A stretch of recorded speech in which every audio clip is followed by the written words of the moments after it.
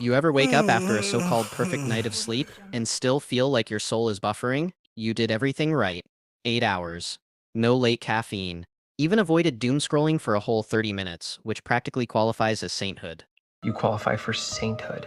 Yet someone else out there is sleeping 5.5 hours, sprinting into life like they swallowed a motivational poster. This is the point where the universe quietly whispers duration is a myth, because the real story isn't how long you sleep. It's whether your brain actually had uninterrupted access to the biological states that repair you, and modern life has basically turned that into a demolition derby. We've lost nearly an hour of sleep per night over the past century, sure, but the deeper problem is that our recovery architecture is collapsing. And that collapse hits everything: memory, decision making, empathy, immunity, metabolism, emotional stability, even pain sensitivity, which is why everything feels more dramatic when you're tired, including your own thoughts. Inside the brain, 5 sleep stages repeat roughly every 90 minutes, but 2 of them decide your life quality. Deep sleep, where delta waves handle the heavy repair work, including your own thoughts. And REM sleep, where emotional processing and creative problem solving happen. Delta waves are practically biomarkers for cellular youth.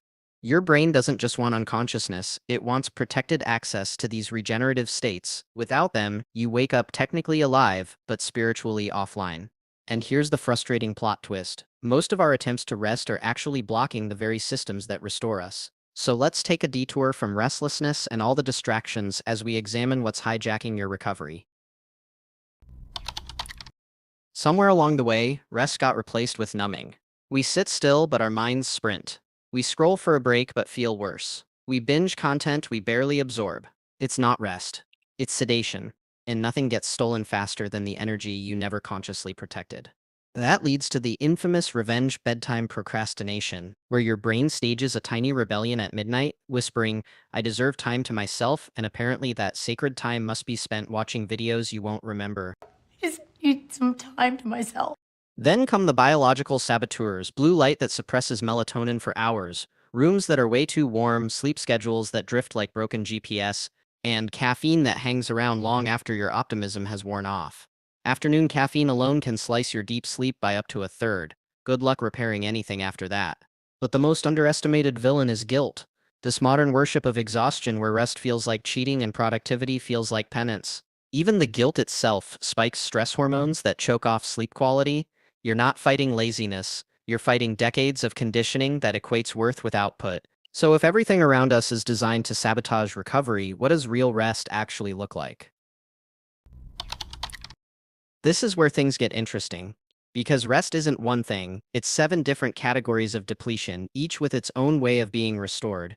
Mental rest for the racing mind, silence, thought dumping, single tasking to quiet the default mode network. Sensory rest for the overloaded nervous system, darkness, reduced noise, minimal visual input. Physical rest in 2 forms: passive repair and active recovery. Stillness for tissues, gentle movement for circulation, breathwork for tension. Emotional rest, the one most people avoid: existing without performing, solitude without explanation, and honesty without theatrics. Social rest, not loneliness, but chosen space. The kind that helps you remember where your real self begins and other people's expectations end. Creative rest, absorbing beauty, wandering without productivity, and getting inspired again without forcing output. And spiritual rest, stepping out of the hamster wheel of urgency and remembering you are allowed to be a human being, not a timeline with legs. Once you can identify which type of depletion you're facing, rest finally becomes targeted instead of random. But we're not done. Knowing your needs is step 1. Optimizing your biology is step 2. Your recovery system isn't controlled by the clock, it's controlled by cycles. Every 90 minutes, your brain moves through the stages that repair you. So waking up in the middle of a cycle will make you feel horrendous, even if you slept 9 hours. Why did you wake me up? Meanwhile, finishing 3 full cycles can leave you sharper than someone who slept longer but woke up at the wrong moment. Then comes circadian synchronization, the real master switch. Light, temperature, movement, and timing practically script your energy levels for the entire day. Morning sunlight, cold exposure, delayed caffeine, evening dimming, temperature drop, calm descent. These aren't wellness trends, they're neurobiology. Your environment matters too.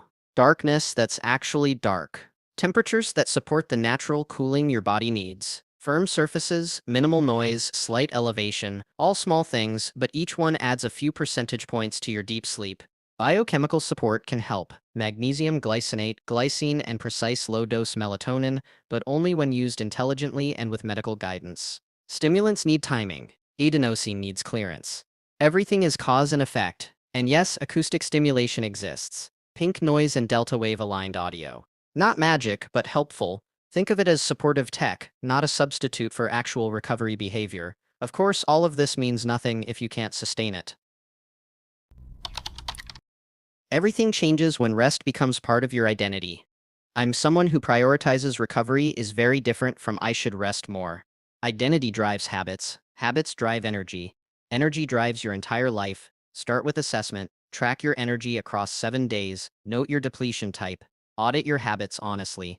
Then craft your environment, temperature, lighting, sound, screen boundaries, and calendar boundaries. Create spaces where recovery isn't just possible but automatic. Implement the protocol in phases: morning activation, afternoon protection, evening downshifting, and consistent sleep cycles. Build slowly, improve weekly. Adjust one variable at a time so you actually see what works. Master the power nap, the 20-minute reboot for a few hours of sharper cognition. And integrate the mindset: rest is maintenance, not indulgence. Proof of skill, not proof of laziness. Energy compounds. One extra cycle of sleep per night adds up to hundreds of hours of recovery a year.